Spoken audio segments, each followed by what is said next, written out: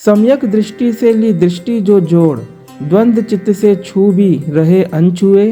अंधेरों में थी जो कुछ भी भाग दौड़, मिट गई और सिर्फ बस तुम रहे।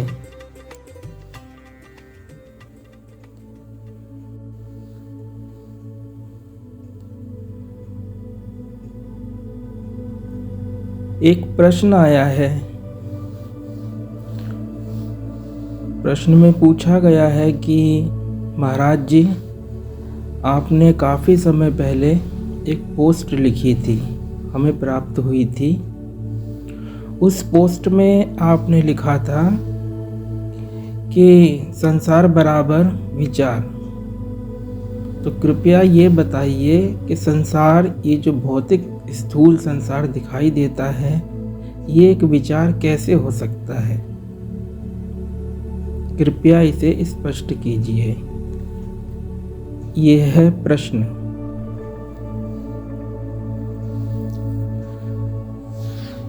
शुरुआत करते हैं एक संत के जीवन के एक प्रसंग से। भारतवर्ष में एक संत हुए हैं, स्वामी दिव्यानंद भारती, संन्यास परंपरा के संत हुए हैं और वो संस्कृत के प्रकांड विद्वान भी थे।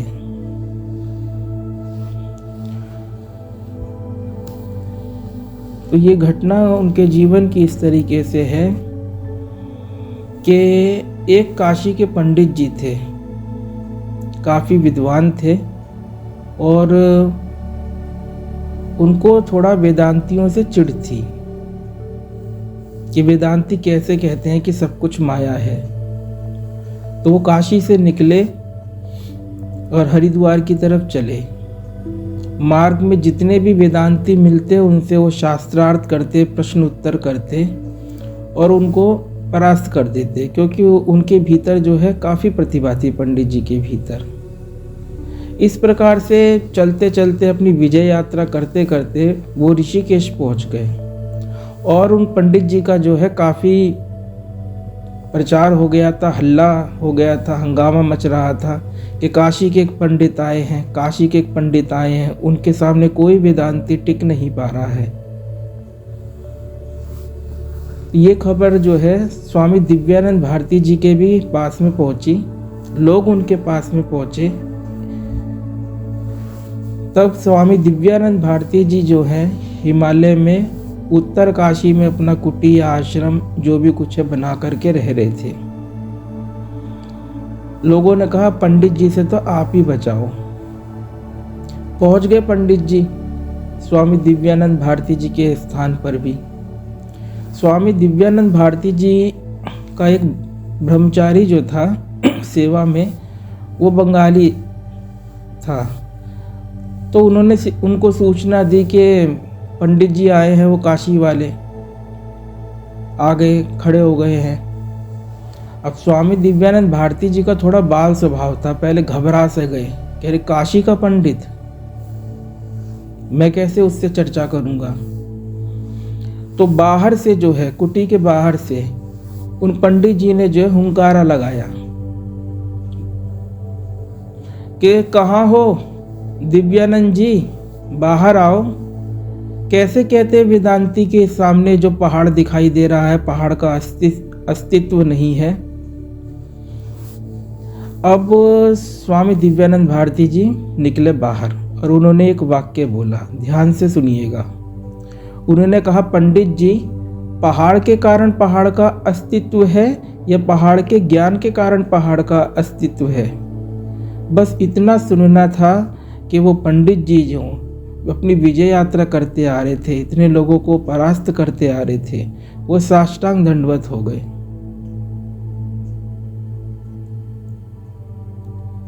इससे ये भी परिचय मिलता है कि पंडित जी जो थे अंतःप्रज्ञा से संपन्न थे। उन्होंने संत जी के गूढ़ वाक्य का मर्म जो है तुरंत पता कर लिया।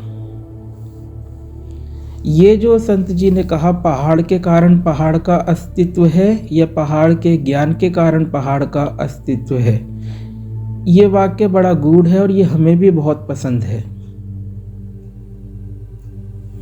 इसको समझने की कोशिश करते हैं और प्रश्नकर्ता ने जो प्रश्न किया है कि संसार बराबर विचार, कि संसार एक विचार मात्र कैसे हो सकता है, उस प्रश्न से इसको जोड़ करके प्रश्न का समाधान प्राप्त करने की चेष्टा करते हैं।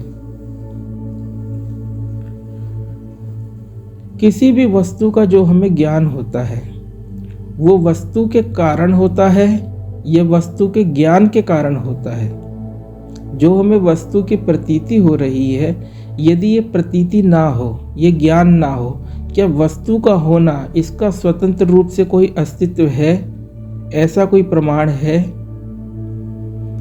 हम किसी भी वस्तु की प्रतीति करते हैं, यदि उसका ज्ञान ही ना हो तो क्या वस्तु के होने का अपने आप में स्वतंत्र कोई प्रमाण है? उत्तर होगा नहीं। ये जो हमारा किसी वस्तु को जानना है, ये आखिर क्या है? हमें किस प्रकार से पता चलता है कि सामने कोई वस्तु है? आप ये देखिए कि संसार का ज्ञान हमें किस प्रकार से होता है। 5 तरीके का ज्ञान है, 5 तरीके के सेंसरी परसेप्शंस है, इंद्रियक अनुभूतियां हैं। एक तो रूप, दूसरा रस, तीसरा गंध, चौथा स्वाद, रूप रस गंध, चौथा स्पर्श और 5वां शब्द। रूप रस गंध शब्द स्पर्श, इन 5 के द्वारा हमें किसी संसार के होने की प्रतीति होती है। आप कल्पना कीजिए कि कोई व्यक्ति है, उस व्यक्ति को यदि किसी उपाय से ऐसा कर दिया जाए कि अब उसको रूप का ज्ञान नहीं हो रहा है, उसको शब्द का ज्ञान नहीं हो रहा है, उसको स्पर्श का ज्ञान नहीं हो रहा है, उसको रस का ज्ञान भी नहीं हो रहा है, रूप रस शब्द गंध, उसको गंध का भी ज्ञान नहीं हो रहा है। तो ये 5 तरीके के ज्ञान उसको यदि ना हो तो क्या संसार के होने की कोई प्रतीति उसके पास में हो सकती है? नहीं। इन 5 तरीके के डेटा के आधार पर ही हमें संसार के होने की प्रतीति होती है। अब हम इन 5 में से एक रूप को ले लेते हैं। यदि एक के द्वारा बात समझ में आ गई तो बाकी 4 के ऊपर आप अपने से घटा लेना, यदि ना समझ में आए तो फिर प्रश्न करना।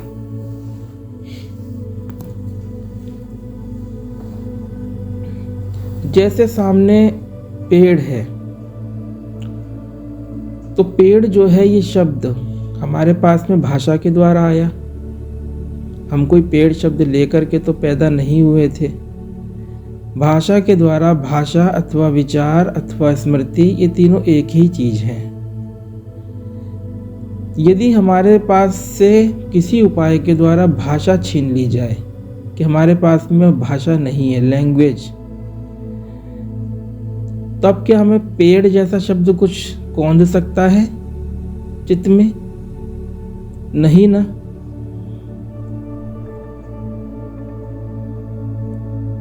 पेड़ एक शब्द है, एक विचार है। यदि हमारे पास में भाषा ना हो तो हमें सामने किसी पेड़ के होने की प्रतीति कैसे हो सकती है? तब हमारे पास में केवल मात्र देखने का अनुभव होगा, एक्सपीरियंसिंग, ना कि किसी चीज को देखने का अनुभव होगा। इस अंतर को थोड़ा समझो।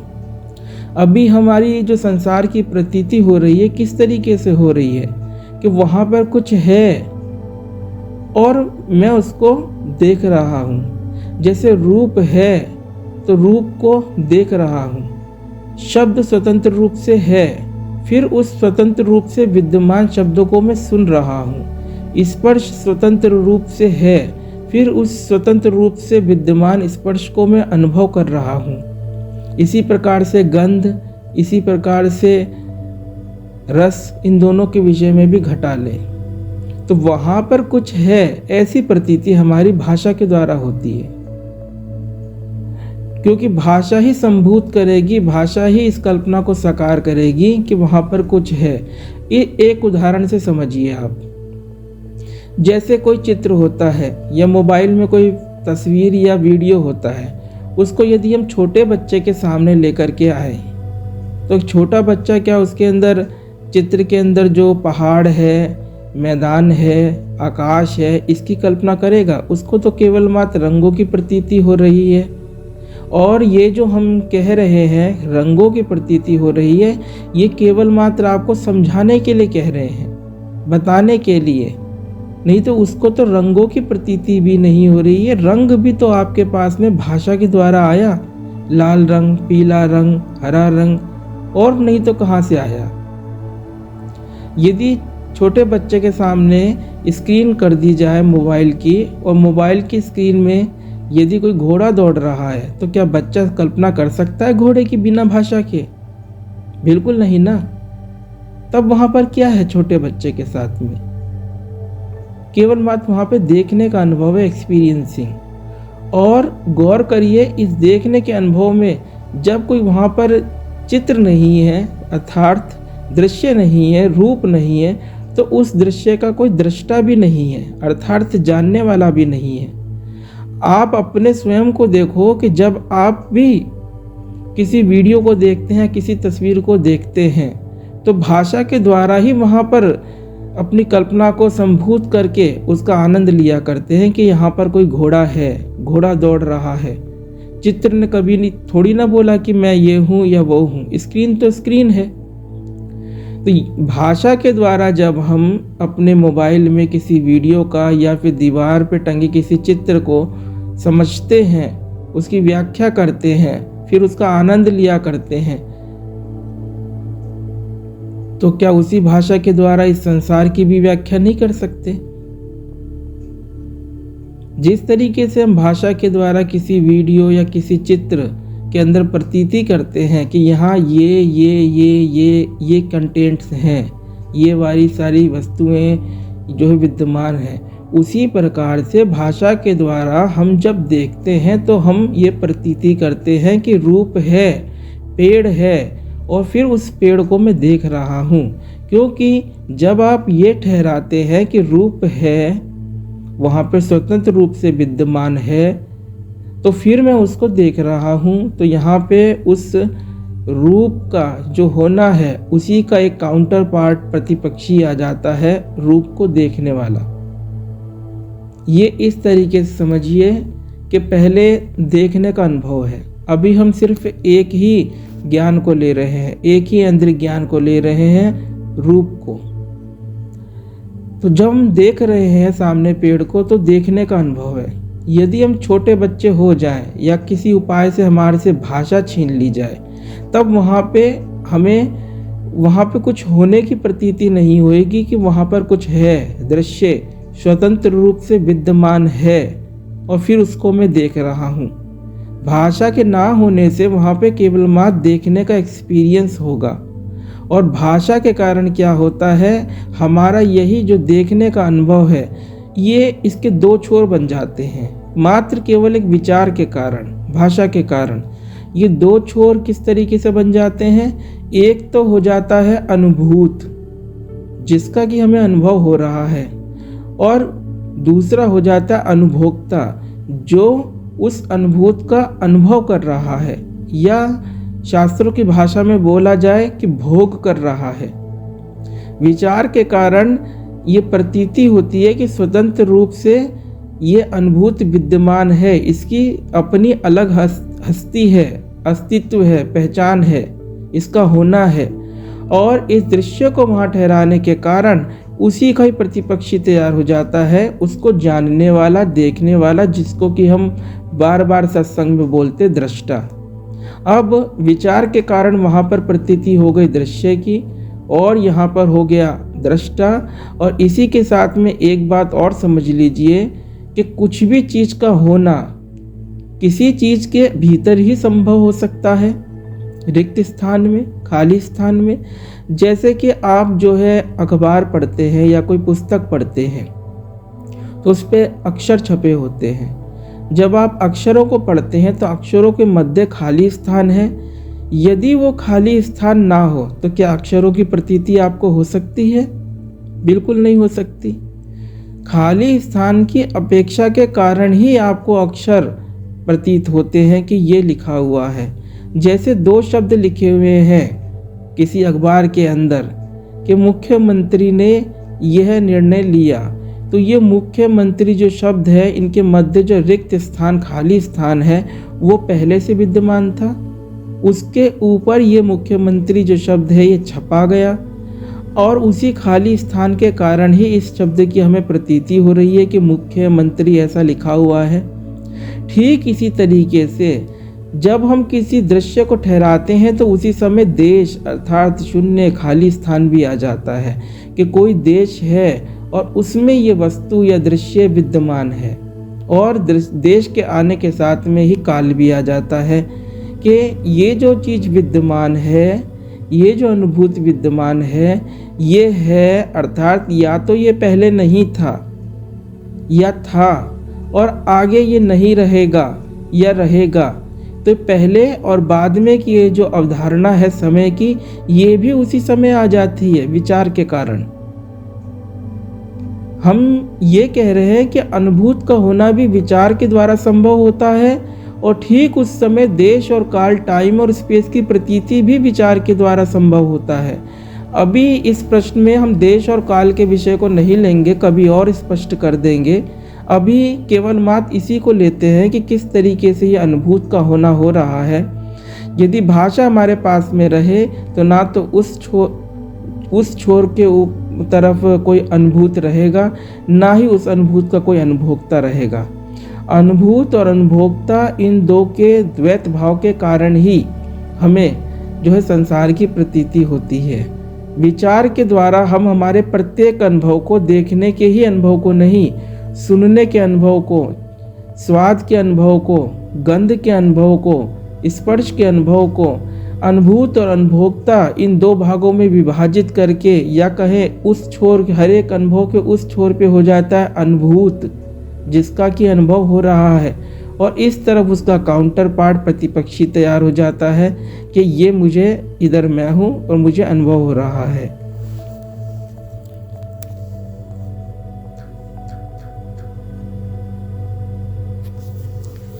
अब इसको समझिए कि संत जी ने जो वाक्य कहा था, पहाड़ के कारण पहाड़ का अस्तित्व है, ये पहाड़ के ज्ञान के कारण पहाड़ का अस्तित्व है।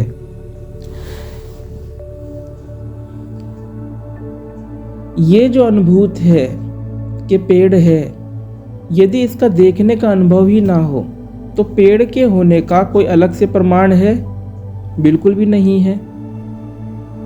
देखने के अनुभव के ऊपर ही अनुभूत भी आश्रित है, और अनुभूत के कारण उसका दूसरा जो प्रतिपक्षी, जिसको हम काउंटर पार्ट बोल रहे हैं, अनुभोक्ता, उसका भी होना संभव है। तो ये जो देखने का अनुभव है पेड़ को, या कहे संत जी के जो जीवन के इस कथन में जो आ रहा है, पहाड़, चाहे पहाड़ बोले चाहे पेड़, इसके देखने के अनुभव से अलग इसका कोई स्वतंत्र अस्तित्व है? नहीं है। और ये जो देखने का अनुभव है, यदि ज्ञान ही ना हो तो क्या देखने का अनुभव भी संभव है? बिल्कुल भी नहीं। ये पता चलना क्या है, ये जो हमें बोध होता है, ये जो हमें ज्ञान होता है, इसी के कारण ही तो हमें किसी अपने देखने के, सुनने के, चखने के आदि के अनुभवों का ज्ञान होता है। यदि जानना ही ना हो तो किसी अनुभव का होना भी कैसे हो सकता है? जैसे अभी आप सामने बैठे हो, आप सब लोग इस समय हमारी बात को सुन रहे हो, ये सुनने का अनुभव हो गया। इसी समय किसी व्यक्ति के भीतर कोई विचार चले, अब ये विचार का अनुभव हो गया। हमारी जो चेतना है, जो कि अनंत है, पहले विषयगत हो रही थी इस सुनने के अनुभव में, इस सुनने के अनुभव की प्रतीति हो रही थी। लेकिन अब वही चेतना जो है थिंकिंग में लग गई, सोचने के अनुभव में या विचार के अनुभव में। या आप सुन रहे हैं लेकिन आपका ध्यान कहीं और भटक गया कि हमारे ही पीछे ये जो पेड़ है उस तरफ आप देखने लग गए। अब हमारे को जो देखने का अनुभव था वो कैंसिल आउट हो गया। अब आपकी चेतना जो है, चेतना तो एक ही है, वो विषयगत हो गई दूसरी तरफ। तो आपका जो जाननापन था हमारी तरफ, वो शिफ्ट हो गया उस तरफ। या चित्त में कोई विचार चल रहा है तो विचार के अनुभव में लग गया। तो यदि ये जो जानना है, चेतना का जो विषयगत होना है, ये जो चेतना जो अपने आप में स्वयं में बोध स्वरूप है, यदि ये ही ना हो, बोध स्वरूप मतलब ज्ञान, या फिर अंग्रेजी का शब्द और बोला जाए तो नोइंगनेस, अवेयरनेस, कॉन्शियसनेस, ये जो हमें ज्ञान हो रहा है, इस ज्ञान के बिना देखने का अनुभव भी संभव नहीं है। तो जब देखने का अनुभव संभव नहीं है तो कोई अनुभूत भी नहीं हो सकता और अनुभोक्ता भी नहीं हो सकता। जब विचार आता है तब हमें प्रतीति होती है कि वहाँ पे कुछ है, और ठीक उसी समय ऐसा भी होता है कि हम भी इधर हैं, उसको देखने वाले। तो अनुभूत अनुभोक्ता, इनका ये द्वैत भाव हो जाता है, और द्वैत भाव के ऊपर ही हमारा सारा सृष्टि का या संसार का जो है ज्ञान जो है वो आधारित है। इस प्रकार से संसार विचार मात्र है। कहने का मतलब कि हम जिस संसार का अनुभव करते हैं और छोटा बच्चा जो अनुभव करता है, उन दोनों के अंदर जमीन आसमान का अंतर हो गया। हमारी जो अनुभूति है वो कंसेप्चुअल रियलिटी की अनुभूति है, ना कि एक्चुअल रियलिटी। एक्चुअल रियलिटी क्या है? एक्चुअल रियलिटी से हमारा तात्पर्य है कि वास्तविक संसार का स्वरूप क्या है, उसको भाषा में व्यक्त नहीं किया जा सकता, क्योंकि यदि भाषा में हम भी बोलेंगे तो अनुभूत और अनुभोक्ता, भाषा हमेशा जो है द्वैत बनाती है, द्वैत भाव बना दिया करती है। एक हमारी कविता थी, ये संसार रंगमंच है, आत्मा है नर्तक, भाषाबद्ध नृत्य चले, भाषा द्वैत की समर्थक। उस कविता में हमने यही कहा था कि भाषा जो है हमेशा द्वैत की समर्थक होती है। भाषा हमेशा नाउन बना दिया करती है, संज्ञा प्रदान कर दिया करती है, एंटिटिफिकेशन कर दिया करती है, विषयीकरण, कि वहाँ पे कोई विषय है और फिर उस विषय का विषय भी आ जाया करता है। तो पहाड़ के कारण पहाड़ का अस्तित्व नहीं है, पहाड़ के ज्ञान के कारण पहाड़ का अस्तित्व है। इस प्रकार से संसार जिसको हम अनुभूत करते हैं वो केवल मात्र एक कंसेप्चुअल रियलिटी है, अर्थात विचार मात्र है। विचार के द्वारा ही प्रतीति होती है, और जब जब विचार आता है तब तब ये अनुभूत और अनुभोक्ता का जोड़ा तैयार होता है, और तभी तभी देश और काल भी आया करता है। विचार के द्वारा ही हम इस संसार के सातत्य की अर्थात निरंतरता की कल्पना किया करते हैं कि ये संसार पहले से चला आ रहा है, ये वस्तु यहाँ पे पहले से है और आगे ये है या नहीं है, ये देश और काल की अवधारणा, ये सब कुछ हमारी विचार के ऊपर चल रहा है, इसके अतिरिक्त और कुछ नहीं। अंत में जब कविता की चर्चा आई तो एक कविता और सामने है हमारी लिखी हुई, उसको बताते हैं, वो इसी के विषय में है। बड़ी ही खामोशी से खामोशी तोड़, तुम कुछ होके भी कुछ नहीं हुए, एक थे और फिर इस एक को तोड़, दो हुए फिर भी ना तुम दो हुए। दृष्टा सिर्फ एक, दृश्य लख करोड़, होकर अनेक भी ना अनेक हुए। बिना तोड़े दृष्टा एवं दृश्य को जोड़, देखे तो तुम हुए सिर्फ तुम हुए। सम्यक दृष्टि से ली दृष्टि जो जोड़, द्वंद्व चित्त से छू भी रहे अनछुए। अंधेरों में थी जो कुछ भी भाग दौड़, मिट गई और सिर्फ बस तुम रहे। इस कविता में ये जो आया है कि एक थे और फिर इस एक को तोड़, दो हुए फिर भी ना तुम दो हुए। एक क्या, ये जो देखने का अनुभव है, एक्सपीरियंसिंग, इसका ना और था ना छोर था, ना उधर कोई अनुभूत था देखी जाने वाली वस्तु, ना इधर कोई अनुभोक्ता था। तो फिर इस एक को तोड़, दो हुए फिर भी ना तुम दो हुए। इस एक को किस तरीके से तोड़ा गया? विचार के द्वारा। विचार आई तो प्रतीति हो गई, वहाँ कुछ है, और इधर उसको देखने वाला भी आ गया। इस एक से दो हो गए, हम ही दो हो गए, कोई दूसरा नहीं हुआ। इस तरीके से संसार एक विचार मात्र है। इस पे और गंभीरता से गहराई से चिंतन करना, और मुख्य बात तो ये है, ये तो बौद्धिक समाधान है, अपना अनुभव ही प्रमाण होता है। और अपने अनुभव के लिए सबसे पहले तो सत्संग को समझना जरूरी है, फिर उसके बाद में अपने आप को समझना जरूरी है। कि यह मेरा होना क्या है। इसी के साथ सत्संग समाप्त करते हैं। ओम।